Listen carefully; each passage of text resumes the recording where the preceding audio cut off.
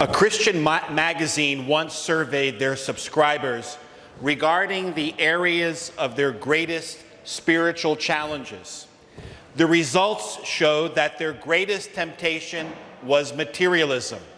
After materialism followed pride, self-centeredness, laziness, anger, lust, envy, gluttony, and finally lying.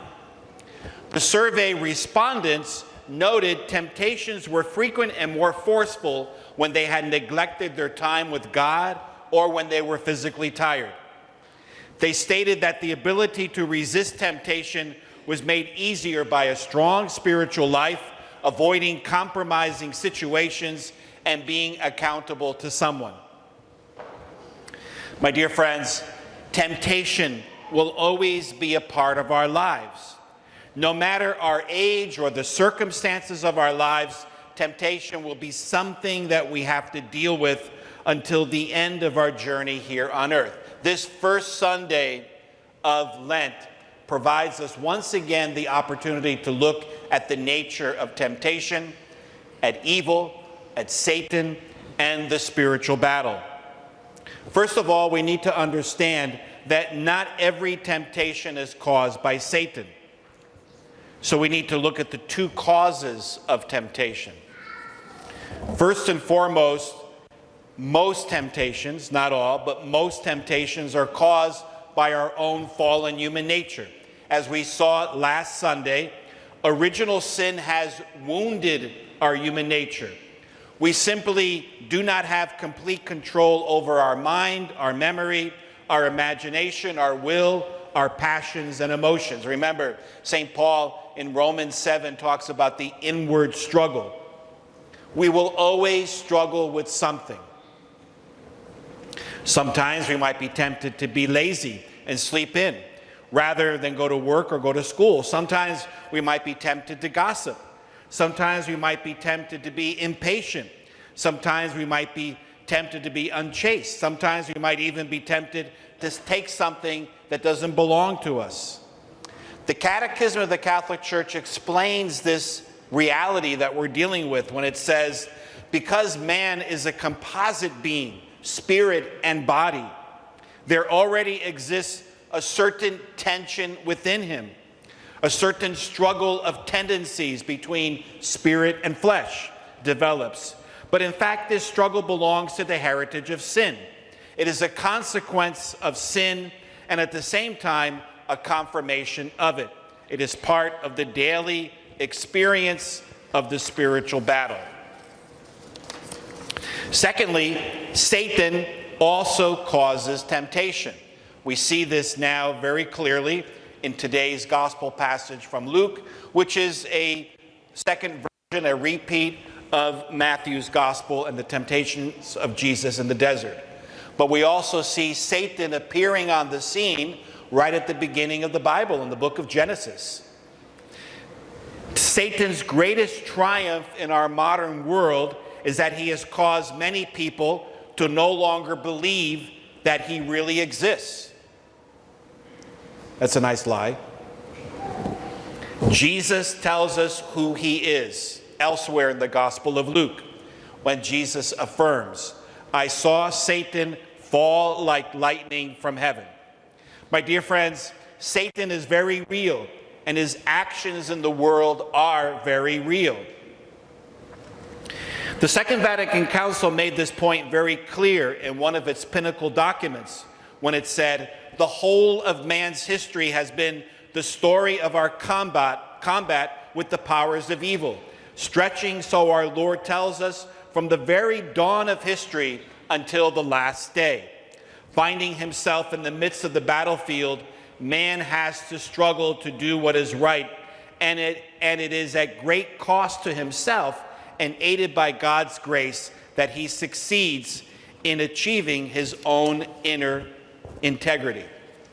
My dear friends, as we now have begun this holy season of Lent, this Sunday's liturgy reminds us that we are engaged in a daily and dramatic battle between Jesus and Satan, between good and evil. What is at stake in this battle is our eternal salvation. Satan will do whatever he can to separate us from Jesus.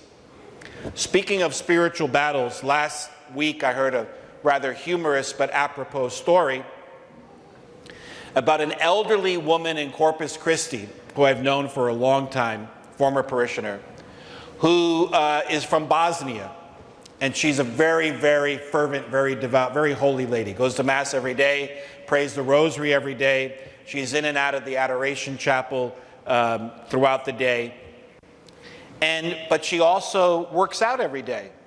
She's a very strong woman. There at the Corpus Christi Athletic Club. She swims and does walks. She keeps in good shape. And she's in her 80s. Well, anyway, something new at the Corpus Christi Athletic Club, you ever been by there, that they now have parking out in their front door, close to their front door, for veterans and for active military members. So another friend, a mutual friend, was also working out at the same time that this woman was working out, and he comes out and he sees her there, and he sees her parked in the spot where is reserved for veterans and active military. So he kind of chuckles and says, you know, you're not supposed to park your car there. And she says, she has a very thick accent. She's from Bosnia. She says, I pray the rosary every day. I go to Mass every day. I'm engaged in the spiritual battle every day. So I'm going to park right there. That's it. So there is a spiritual battle. Many people become discouraged and nervous when they are tempted. Many people can even become scrupulous. They think that they are sinning when in fact they have only been tempted. Remember, temptation is not a sin. No matter how severe and how frequent temptations may be, it's not a sin. The sin is only when we give in to the temptation, when there is full and free consent. Jesus calls us to freedom and he calls us to peace. He doesn't call us to be obsessed. The continual interior struggle to be faithful to God does have great personal benefits. The struggle is a workout, and all training makes us stronger and allows us to go deeper. And, you know, whether anybody here or anybody out there struggling with things like, you know, the reformed alcoholic, what the reformed alcoholic deals with, you know, going out to eat. You know, that's a struggle. Going to a party could be a struggle, right? Having a barbecue with a bunch of guys and families, you know, could be a struggle for the reformed, the person who's beating alcoholism. But even in that struggle, that produces great spiritual fruits like humility, realizing that in this struggle we need God. Or also in this struggle, with our own limitations and sinfulness, to be more compassionate with the failings of others, to be more understanding. The person that is a former drug addict, the struggle that's involved with that, it's a constant gnawing at the person. The person that may be addicted to pornography or sexual sin, the kind of inner battle that's involved there, and beating those kinds of sins, which are very common today, you know, produces other virtues like great humility, understanding our need for God, and compassion, understanding the struggles and the sufferings of others. Now, one of the ways that we can deal with temptation then is this. Don't put your hand in the fire.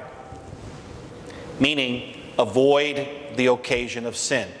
We all feel sorry when we sin, right? But then the next step, which is very demanding, is to understand, well, what is it that's causing me to sin, right? In other words, back to the reformed alcoholic, he can't go to a bar. You know, the drug addict can't be going to a crazy rock concert. It's just not going to work, right? Sooner or later, somebody's going to fall. So we need to avoid the occasion of sin and realize what it is that's tripping us up. For example, lots of times in counseling with young people, let's say somebody who's in college or college graduate, and they're dating. Great. And they're on their way to marriage. Great.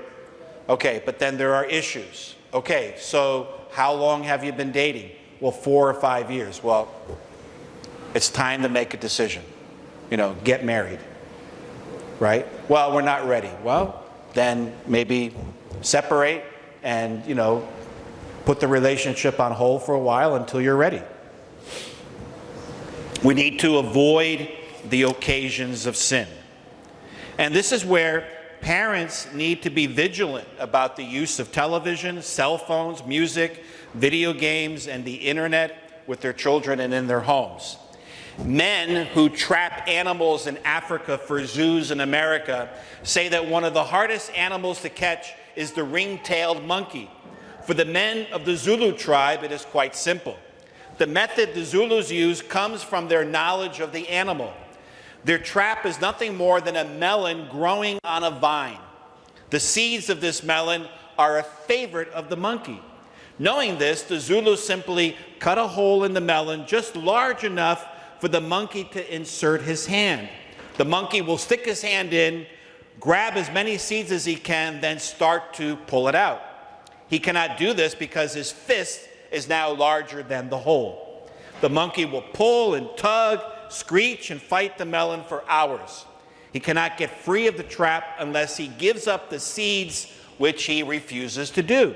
Meanwhile, the Zulus sneak up and seize him. Back a long time ago, 1972, the Pope of the Catholic Church back then was Pope Paul VI.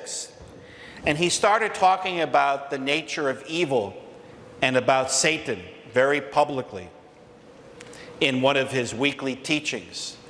And when he spoke about this, the whole Catholic Church around the world erupted in laughter, ridiculing him for even saying such things. And this is what he wrote and said.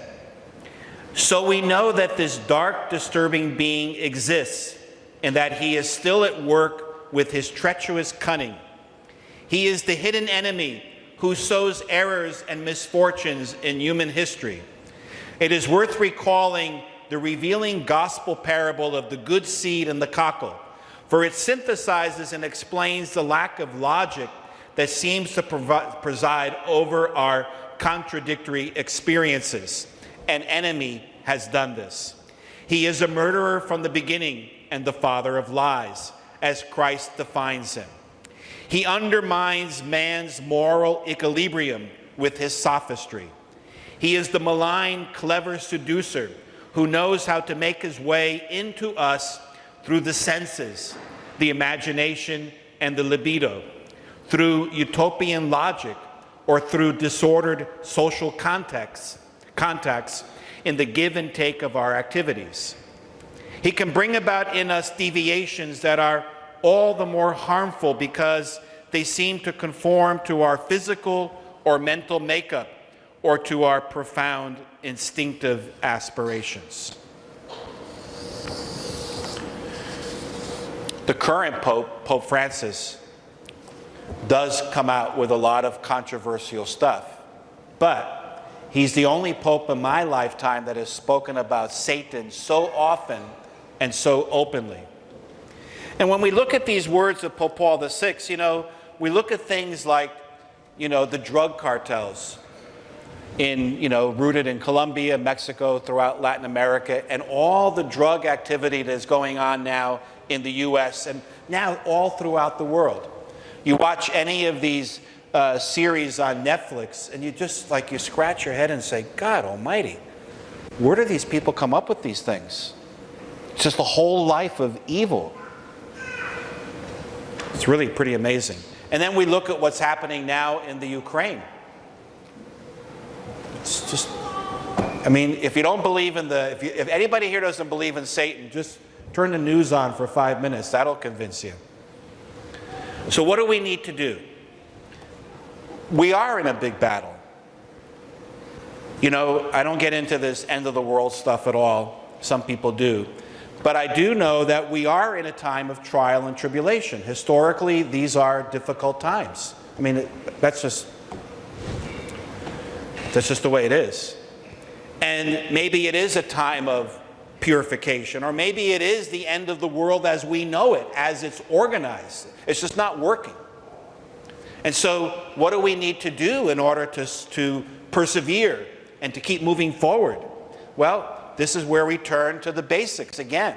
Prayer, our Sunday Mass, our devotion to Mary, the reading of the Scriptures, our times of personal prayer, reading the Scriptures, the Bible, coming to confession on a frequent basis. These are all the proven traditional remedies for conquering temptation and for persevering in the spiritual life. The triple concupiscence of the world, the flesh, and the devil are just as real today as they have been over the entire history of humanity. So the Lent that we have now begun as of Ash Wednesday provides us with a special time of grace to look at ourselves carefully and to remove those things that are holding us back from a deeper relationship with Jesus, or may in fact be an obstacle to getting to heaven. In the Gospel of John, one of the other Gospels, Jesus speaks about Satan with these words. He was a murderer from the start.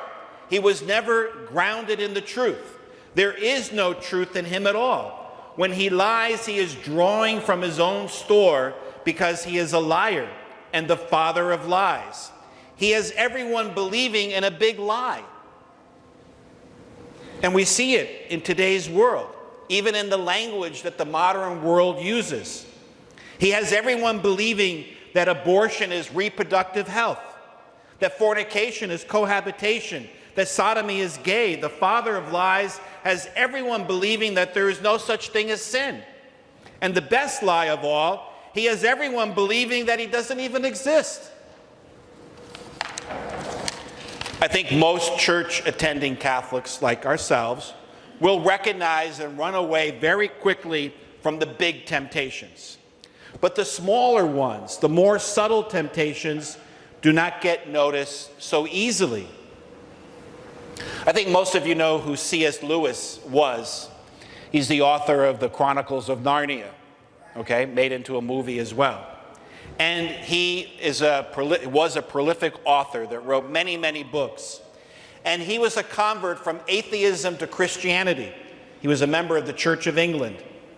And one of his books is a book which is fiction. It's called The Screwtape Letters. Highly recommend it for your reading, for spiritual reading.